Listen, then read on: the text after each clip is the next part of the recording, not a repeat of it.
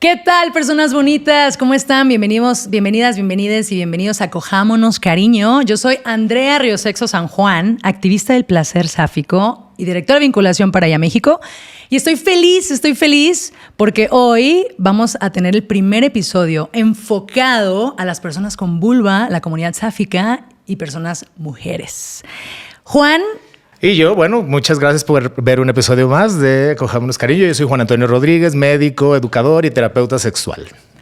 Y hoy el tema que nos han pedido bastante, ITS en la comunidad sáfica, gozar y cuidarnos al mismo tiempo. Hay muchos mitos, hay muchos miedos, hay mucha información también. Y para esto me encanta la invitada que tenemos hoy, porque no solamente es una mujer que conoce mucho mi vulva, sino que más que yo misma. Más que yo misma, más que muchas ex quizá. La doctora Mariana Robles. Ella es... Mariana, gracias por estar acá. Muchas gracias por acompañarnos. Ella es ginecóloga, pero no es una ginecóloga como otras. Me encanta su mirada integral. Yo por eso esperé meses en su agenda para poder estar.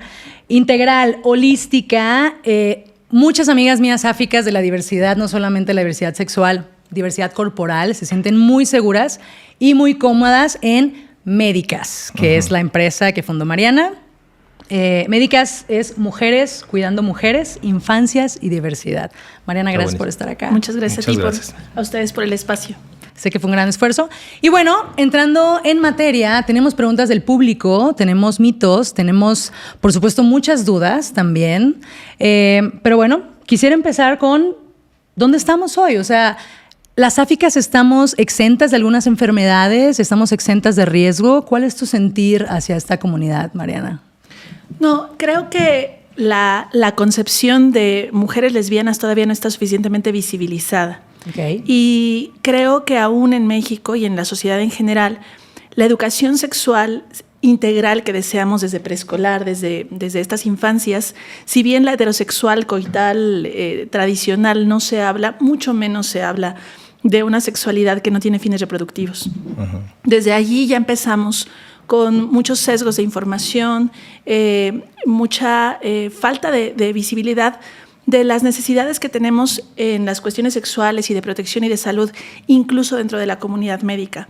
Yo veo que la desinformación no solo viene de las pacientes que no han encontrado o que traen prejuicios, sino también la misma comunidad médica que no oferta métodos de detección oportuna de enfermedades, porque como no has tenido relaciones sexuales con un pene, entonces no puedo entrar a tu vagina. Claro. Esa es una gran limitante que ven los consultorios ginecológicos, que nos colocan en una posición de discriminación porque se cree que la vagina solo se puede inaugurar con un pene y antes de eso un dedo médico, un espéculo vaginal o un transductor de ultrasonido no puede entrar a la vagina. Antes que un pene. Antes que un pene. No manches. Literal, tengo pacientes de más de 30 años que han acudido a consulta ginecológica solicitando el servicio y se les ha negado la realización de una citología cervical o papanicolao o la realización de un ultrasonido endovaginal porque se considera que no tienen prácticas sexuales que permitan entonces entrar a la vagina.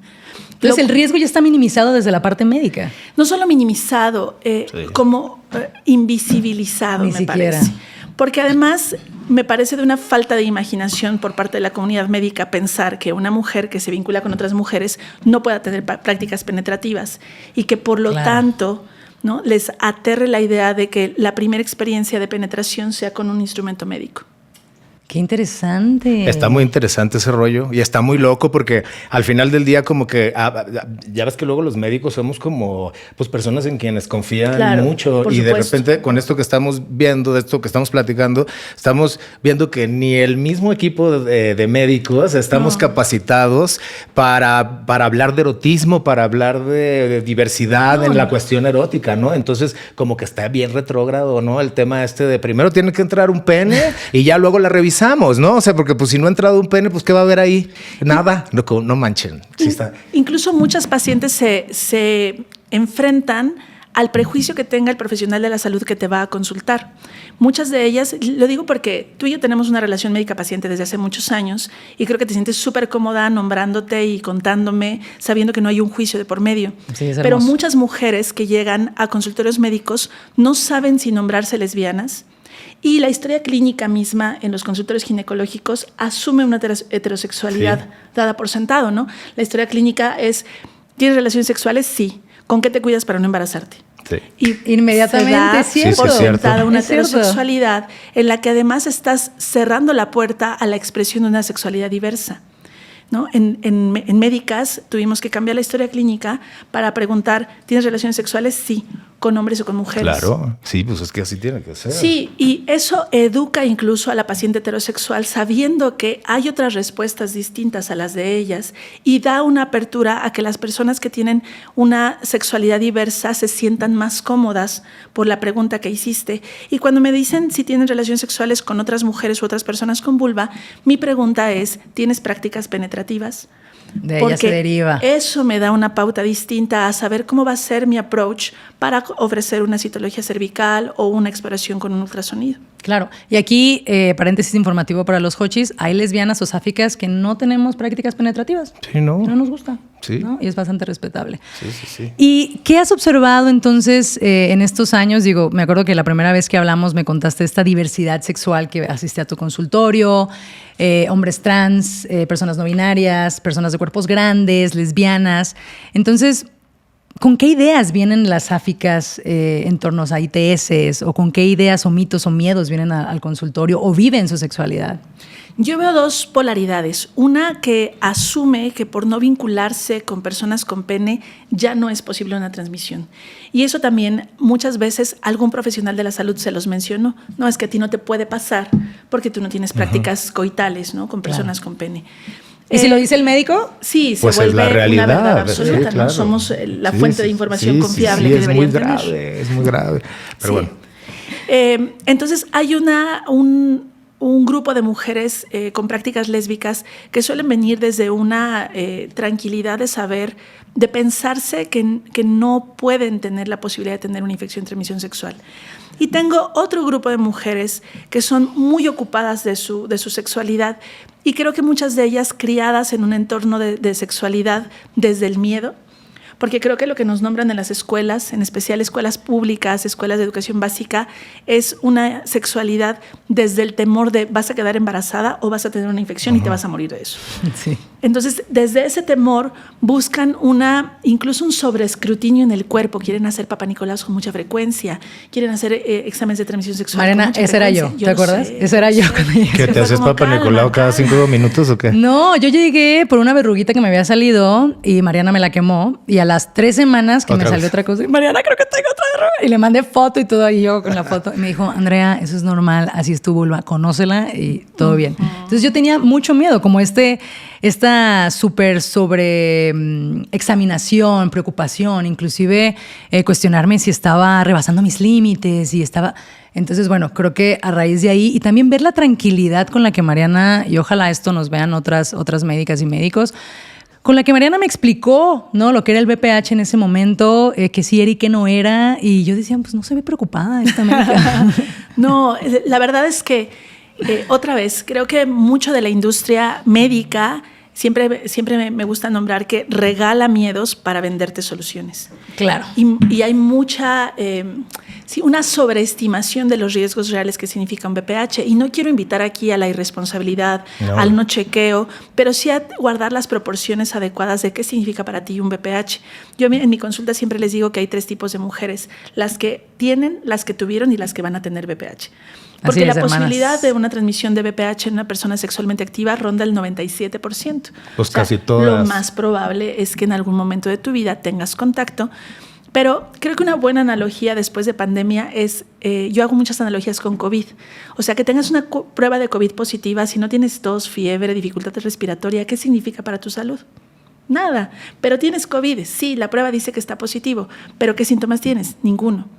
Entonces, una prueba con PCR, por ejemplo, para la detección de VPH, no significa nada si en tu citología cervical o papanicolao no hay una lesión maligna o premaligna que tengamos que resolver.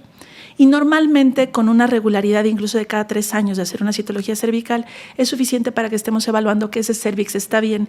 Y la presencia, el cáncer cervicouterino secundario VPH, es de los pocos cánceres que sí son prevenibles. De los pocos, claro. O sea, en cáncer de mama, por ejemplo, aspiro a una detección oportuna, pero no a una prevención real.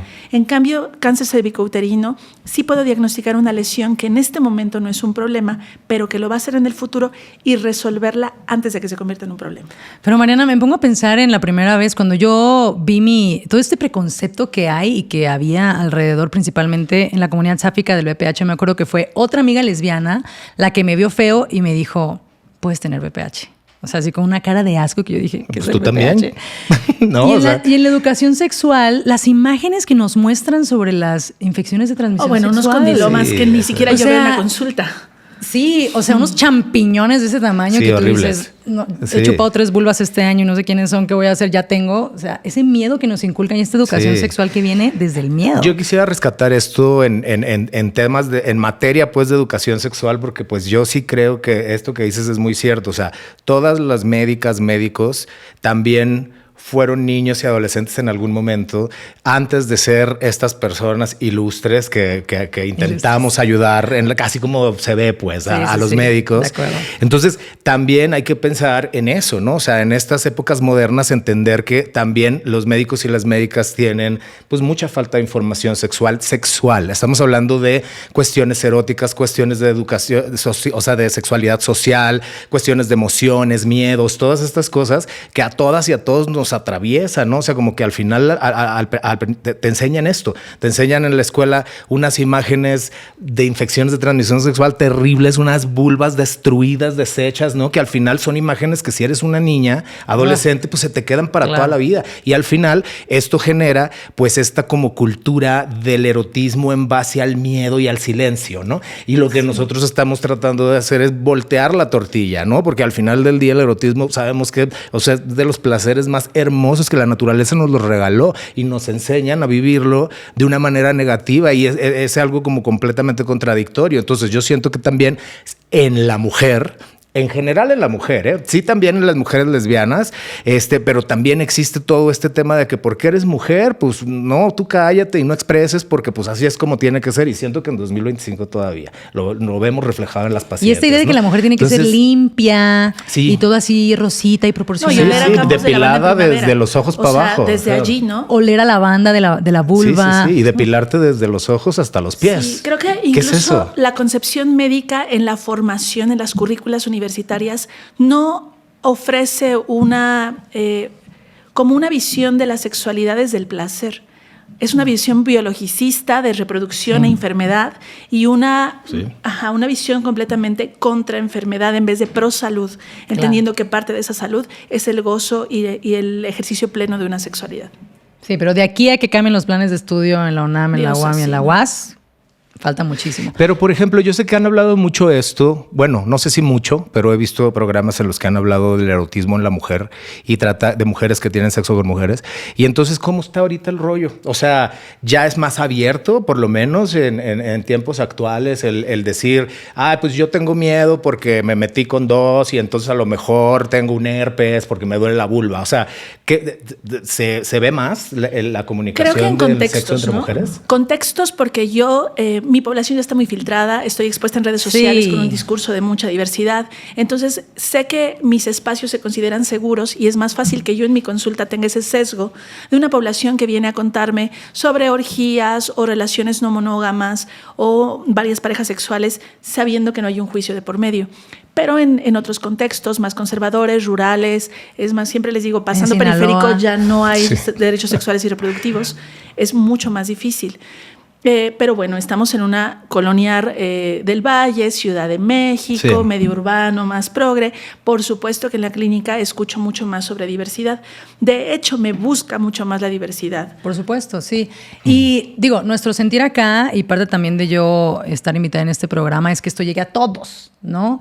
En la comunidad de médicas y médicos donde tú estás, ¿has visto algún avance a nivel nacional? ¿Has visto que ya se hacen congresos? ¿Has visto que ya hay algunas iniciativas para el servicio? Hay muy poco, incluso, Andrea, con respecto... O sea, se habla más de comunidad LGBT como englobada en ese cajón completo, en donde la mayoría de esa investigación se centra más en hombres homosexuales. La población lesbiana todavía es una minoría. Y no hay incluso, ¿no? Documentándome un poco para traerte datos para esta entrevista, la conclusión real fue: todavía no hay ni siquiera una buena base de información e investigación sobre mujeres lesbianas o personas con vulva que se comparte con otras personas con vulva, porque no es un interés real de la comunidad médica, ¿no?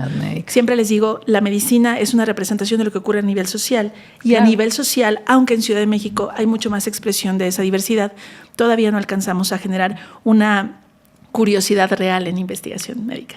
Entiendo. Y qué bueno que nos pones esto en contexto, porque hay muchas personas sáficas allá afuera, pues buscando estos espacios. Entonces, también saber que a lo mejor de entrada la persona que nos atienda pues no va a tener esta formación, pero podemos preguntar. O ¿cómo preguntaríamos nosotras para poder estar con esos profesionales? ¿Tienes una perspectiva feminista o cuál sería? ¿O de diversidad? Sí, creo que ahora, en especial en medios urbanos, las redes sociales pueden ser un buen aparador para que tú elijas a la profesional de la salud y que veas ya qué bases vas a encontrar en ese consultorio. Creo que nosotras sabemos cuando hay una expresión de discriminación, así sea en un gesto, ¿no? Claro. Aunque no sea una acción directa, ese gesto, esa mueca, si no te sentiste cómoda, yo invitaría a que incluso si estás pagando una consulta o estás en un espacio público de medicina, te levantes y pidas otra opinión o pidas un cambio de profesional de la salud, porque alguien que de entrada te está viendo mal por tus prácticas sexuales no tendría que ser quien te acompañe en temas de salud. Sin duda. Creo que los consultorios médicos tendrían que ser espacios seguros para que tú nombres la práctica que sea, porque además, cuando una mujer miente al darme su información, claro, me sesga diagnóstico y me imposibilita tratamientos adecuados. Claro. Entonces, y se engaña a ella misma primero. Sí, el detalle es por qué se sintió con la necesidad de mentir. Sí. ¿Qué no sintió seguro en ese espacio? Que ella no se pudo nombrar homosexual o no se pudo nombrar lesbiana, sí, sí, o con una práctica sexual que no es enteramente correcta. Entonces nos tenemos que poner un poquito educadoras y exigentes también para decir, oye, esto no, pararme, irme o señalárselo, porque es cierto, la comunidad médica pues va a empezar a poner más atención conforme quien paga se ponga a exigir esto. Entonces me parece que entiendo que hay ciertos retos, entiendo que hay barreras, pero bueno, poco a poco las que podamos y las que nos atrevemos a sentirnos cómodas, que lo hagamos, invitación. Y entonces, en esta parte de ITS, metámonos en el tema realmente de que sí hay. Pregunta. De que sí hay. Exacto. Porque, a ver, el tema de minimizar y invisibilizar el riesgo, vamos a meternos un poquito en medio, y también las que estamos súper observándonos todo el tiempo, así con el espejo cada mañana a ver qué salió, tampoco. Entonces, ¿cómo encontramos ese medio? Yo tengo una pregunta, una pregunta como desde afuera, ¿no? O sea, porque pues aquí en Cojámonos Cariño ya saben que es un podcast de educación sexual y la verdad es que nos interesa mucho que vaya más allá de la comunidad LGBT. ¿Por qué? Porque obviamente si no eres de la comunidad LGBT, pues tú puedes tener una hija, puedes tener una sobrina, una amiga lesbiana, ¿no? Y son luego temas pues claro, que atraviesan. Y haz de cuenta, yo en mi práctica también profesional como personal, sí es verdad que no se habla, o sea, todo el tiempo las infecciones, los riesgos van del lado de los hombres que tienen sexo con hombres, ¿no?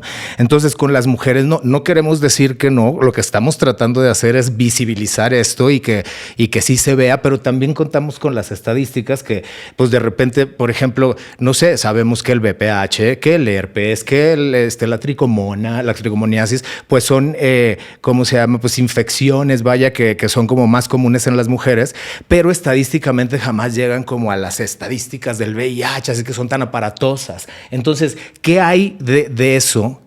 Porque yo sé que es una cuestión de lo que decías, ¿no? O sea, las instituciones, como son pocas, como no es tan grave, pues entonces no importa. Y luego la gente se queda con esa idea de no hablar de este tema. Entonces, ¿qué onda ahí? ¿Qué mensaje tenemos de qué sí existe? ¿Qué podemos hablar de los riesgos de los sexos de las mujeres que tienen sexo con otras mujeres o con vulvas? Pues, ¿qué hay? Sí, depende de dónde revisemos la información, encontramos su estadística variable, pero la mayoría de las estadísticas dicen que las mujeres que tienen sexo con otras mujeres son un grupo que tiene menos infecciones en general. Se considera que alrededor del 3% de las mujeres pueden reconocer infecciones de transmisión sexual en los últimos 5 años comparados con otros grupos de personas que tienen sexo heterosexual o hombres con hombres. Uh-huh. Esta disminución del riesgo no es una anulación del riesgo. Por supuesto. En la práctica clínica... Y vamos a nivel global, o sea, ese 3%, ¿cuántos millones de personas son también?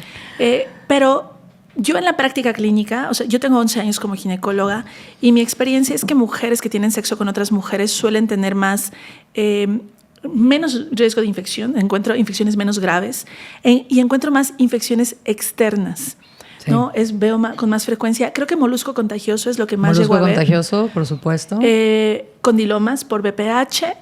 Si nos pudieras dar así una explicación súper rapidita de qué es el molusco contagioso. El molusco contagioso es una infección en la piel provocada por un virus que el virus del beso, ¿no? el mismo virus genera unas lesiones redonditas, aperladas, que tienen como característica especial que tienen un pequeño ombligo en el centro. Son lesiones umbilicadas. ¿Y se transmiten piel con piel? Y solo hay contacto piel con piel. No se transmiten a través de fomites o algunos objetos. Sí. El BPH también, la transmisión no es a través de una toalla o una sábana. Tiene que ser contacto directo piel con piel. Y es mucho más frecuente que haya frotamientos o que haya contacto de mucosas entre personas con vulva.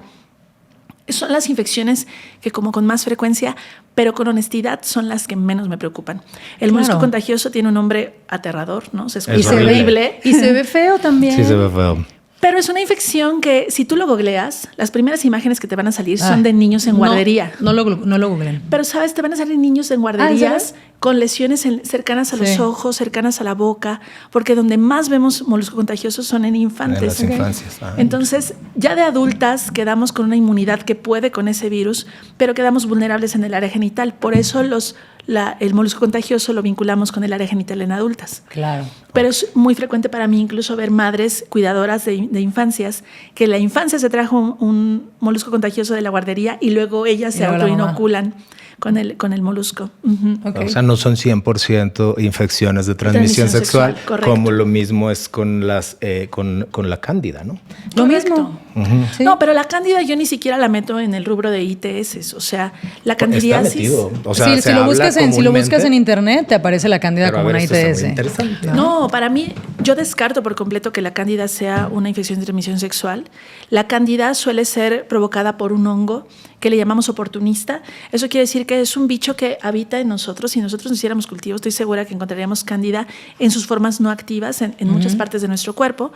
Pero al ser un microorganismo oportunista, cuando las condiciones ambientales cambian, entonces viene la cándida. Cuando el estrés sube, bebé.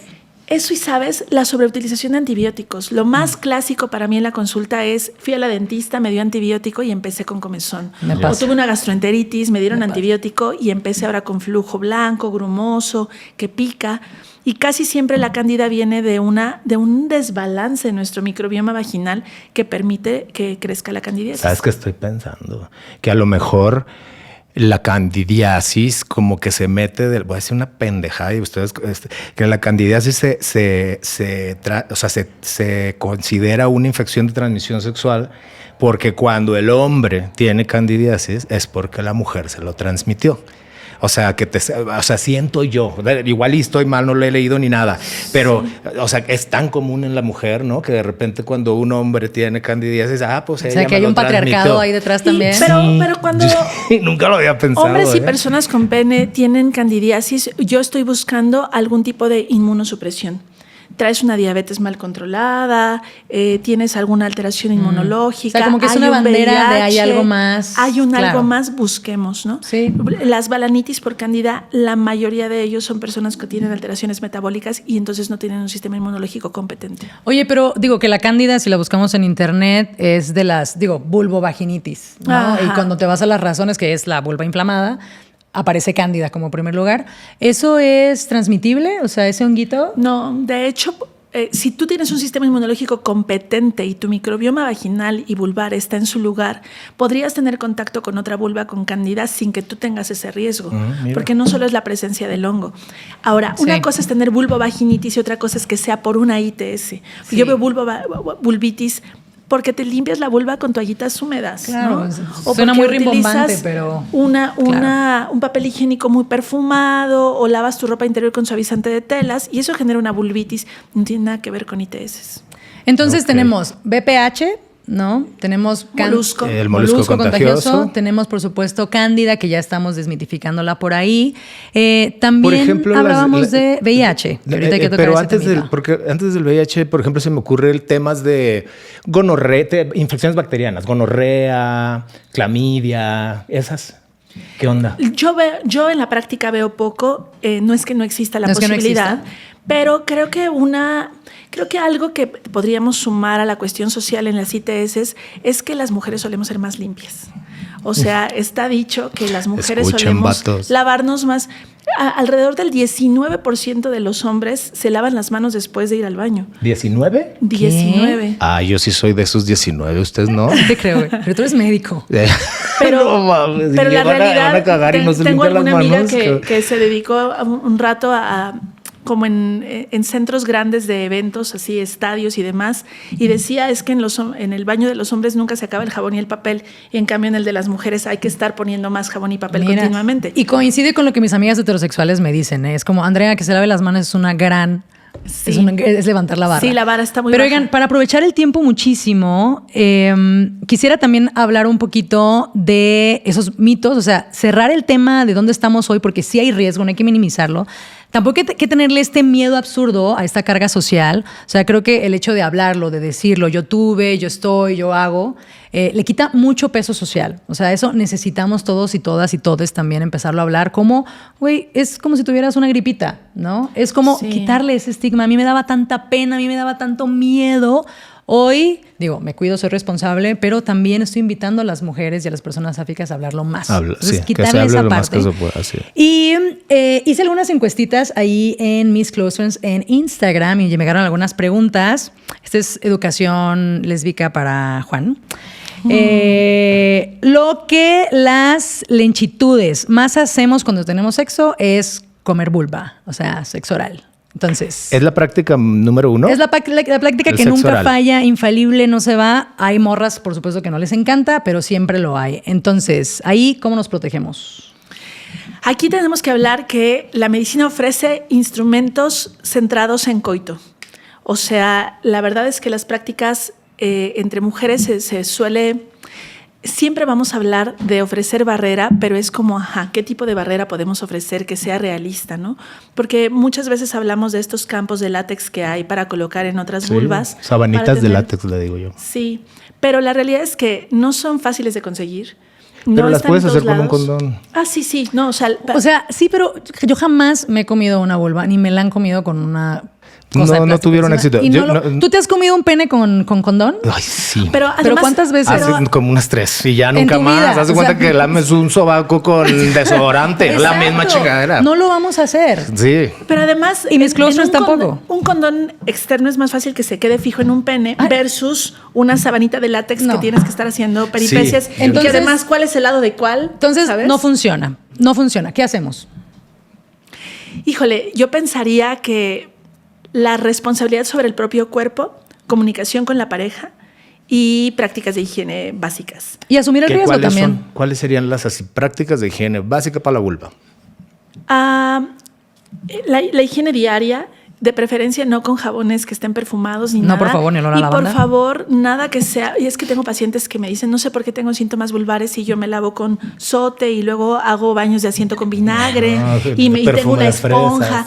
O sea, el tallado ni siquiera es adecuado para la vulva, ¿no? Con que pases tus dedos por todos la vulva tiene que oler a vulva y qué rico. Exacto, ¿no? Las vulvas sanas huelen a vulva. Huevo, sí.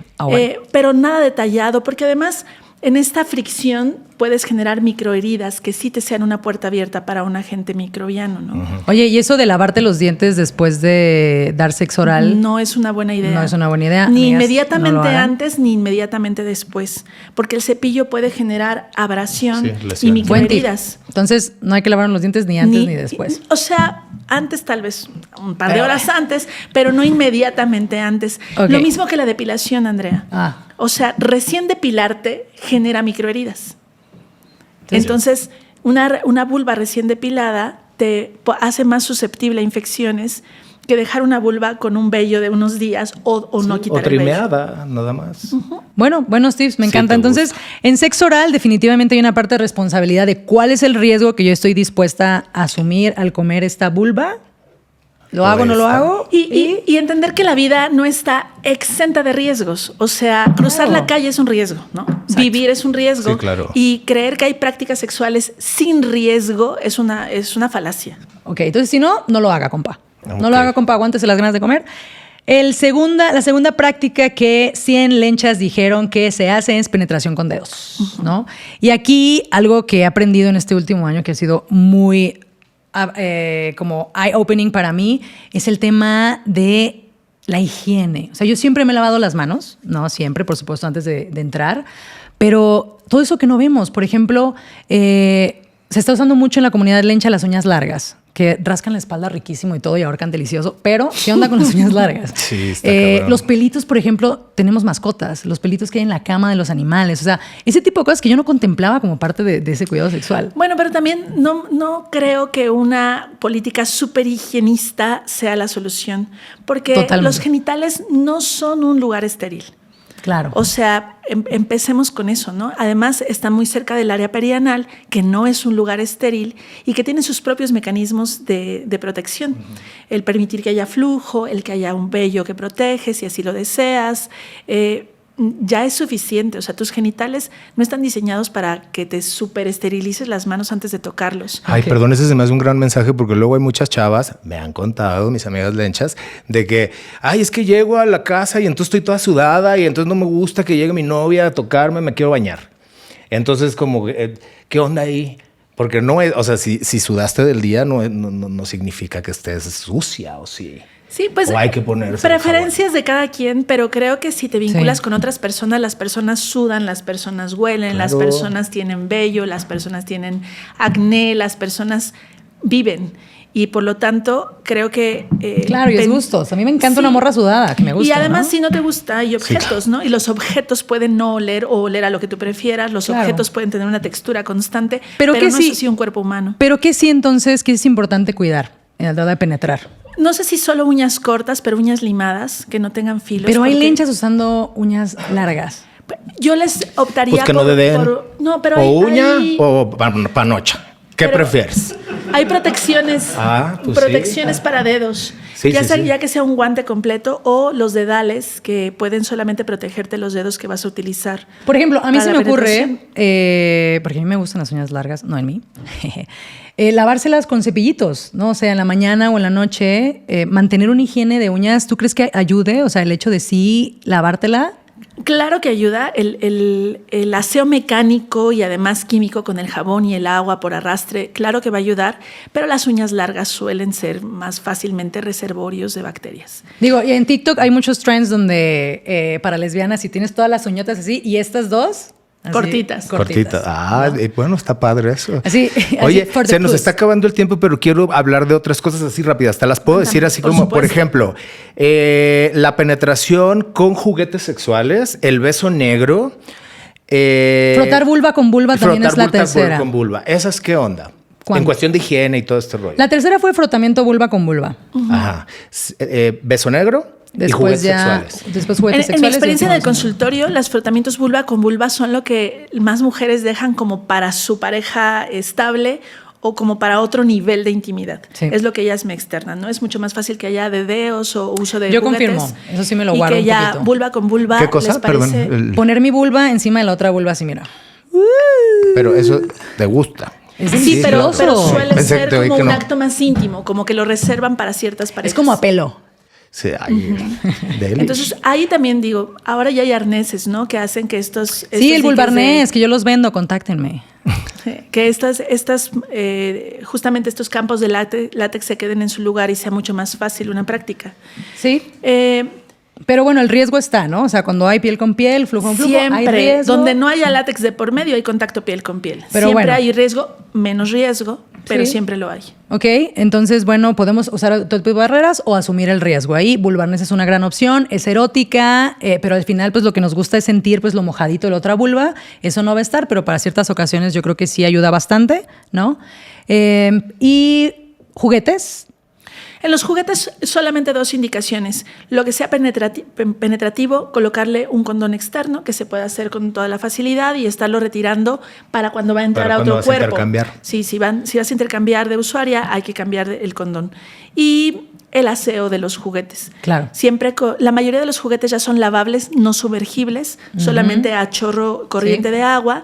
Hay jabones especiales que son muy suaves para conservar ese silicón, que veas la integridad de tus juguetes, que no tenga grietas, que estén utilizables porque también se tienen que desechar y cambiar. Sí. Y siempre guardarlos en envoltorios de tela y nunca en plástico, porque el plástico no permite transpiración y favorece crecimiento de bacterias y hongos. Me encanta. Oye, y nada más regresando a frotamiento vulva, porque es de mis favoritos. Y, o sea, ahí o te aguantas o asumes el riesgo, porque pues hay, ¿no? Hay flujo, hay piel. Entonces, un mensaje, porque me lo preguntaron mucho en mis redes sociales, cómo me cuido.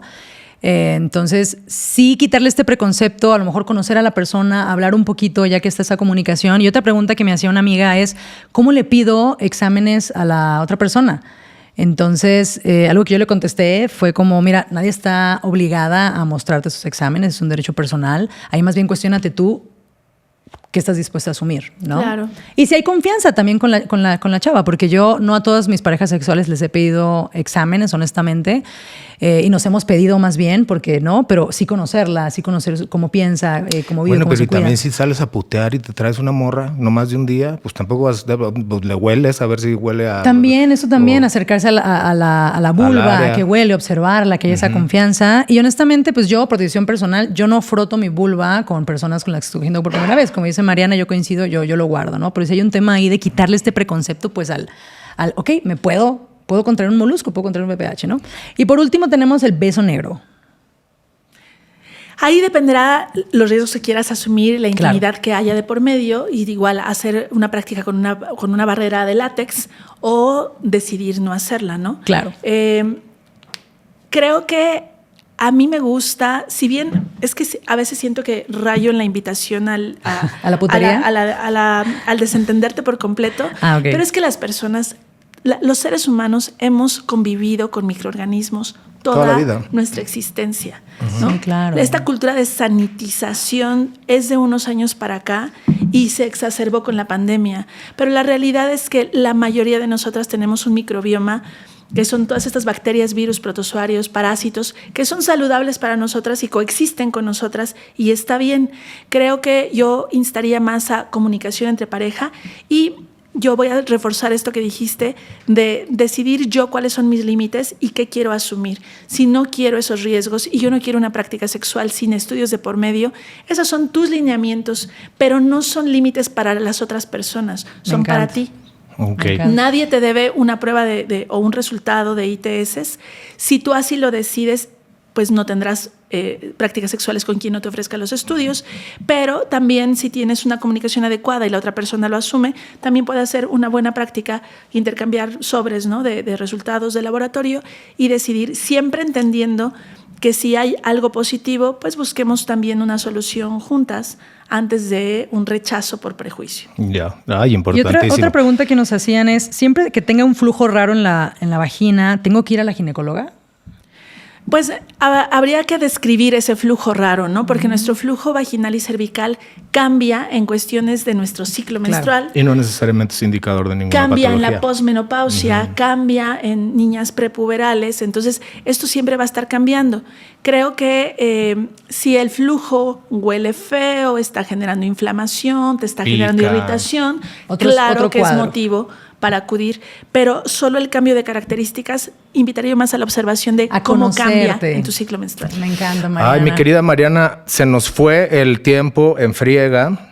Tenemos que cortar, pero... Tenemos que cortar, por supuesto. Y vamos a entrar a la dinámica de las preguntas. Hacemos una dinámica al final de preguntas que no tienen nada que ver con el tema. Tu mera opinión personal. Sí, es mera opinión personal, que no las encuentro. Tú sí las encuentras. Yo aquí las tengo, si quieres empiezo. Ahí está. Me gusta el sexting, pero me entra la paranoia de las capturas. ¿Cómo vivir el deseo digital sin miedo? ¿Qué les aconsejaría? Sí, ya hay mucha consejería de cómo compartirte por medios digitales, aplicaciones con seguridad que no se pueden tomar capturas de pantalla. Creo que tener también acuerdos directos, y hay algunos consejos que hay, ¿no? Desde rotular la foto a quien se la estás mandando para que sepas quién la comparte en ese caso. ¿Qué es eso? ¿Qué es rotular? Sí, ponerla ahí a un ladito que te la estoy mandando a ti, Juan. Ok. ¿no? Y si se voló por allí... Sí, le pones el texto ahí como para Juan. Es buena idea, nunca lo he hecho. Casi que como marca de agua. Sí. Pero también hay muchas aplicaciones para visualizar imágenes de una sola vez en las que tal vez te sientas más... No caras, no tatuajes. Sí, como Telegram incluso, ¿no? Donde puedes eliminar las imágenes y que no es tan fácil tomar Telegram es muy seguro, pantalla. Muchas comunidades de sex Yo positive nunca lo he sabido usar, pero aprenderé. Recordar Ley Olimpia, o sea, en México existe Ley Olimpia, que también te sientas respaldada porque ya hay medidas a nivel, legislación que te respaldan. Ok, segunda pregunta. Me gustaría hablar de límites en el sexo sin arruinar el mood. ¿Algún tip? Sí, creo que eso se pueden plantear antes de... no en el momento, ¿no? Si desde antes tenemos una conversación sobre qué sí, qué no, y tal vez sean límites flexibles que puedas imaginar como de forma general antes y siempre tener la posibilidad de decir no y saber que ese no va a ser respetado. Sí, aprender ¿Sabes a qué me ayudó a mí también este tema de límites? Hacerlo rico. Hacerlo como aventura, como, ay, me encantaría que no hicieras eso. Me encantaría que no me beses. Sí. Pero sí, involucrarlo, o sea, esta parte de educar al otro de cómo te gusta que te toquen, hacerlo sexy, tomarle la manita, decirle para acá, mejor así. Entonces, hacerlo rico también es un buen tip. Okay. Y por último, ¿es normal sentir excitación y nervio al mismo tiempo cuando estoy cogiendo? A veces me confunde. Yo creo que sí es muy común. De no hecho, sé si decir normal, pero sí, me parece normal. Común. En especial cuando te estás compartiendo por primera vez con alguien, cuando estás empezando a explorar límites, gustos, nuevas sensaciones. Me parece que es algo completamente normal que hay que permitirte. Y mientras ese nervio no te esté friseando o limitando, eso creo que podría ser una buena referencia de cuándo está repercutiendo en el ejercicio de mi sexualidad y cuándo solamente es ese gusanito de primera vez y de Y creo que yo agregaría que el nervio, a veces esta ansiedad aparece cuando no estamos presentes en el acto sexual. Y la sexualidad compartida es para estar presente. Exacto. Entonces también y es maravilloso. Y es maravilloso. Qué rico. Mi querida Mariana, te agradecemos. Robles, no sabes, gracias, de veras, enorme. Wow. La información para mí. ¿Te lesbianaste, bebé? ¿Te lesbianaste? Me lesbiané un poco. Espérate, todavía me falta, pero me voy a lesbianar bien, cabrón, yo de ahora en adelante.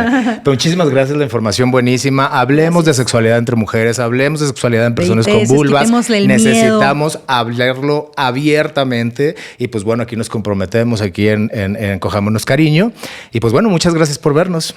Mariana, ¿cómo te encontramos en redes sociales? Estoy en Instagram como dra.mariana.robles. ¿Hay espacio en tu agenda para visitarte? En mi agenda no, pero tengo muchas médicas aliadas. Feministas, aliadas, diversas. Desde la misma visión te pueden ofrecer atención. Muchas gracias, Juan. Gracias a ustedes y nos vemos en el próximo episodio. Recuerden que esto es Cojámonos Cariño, un podcast de Pride MX.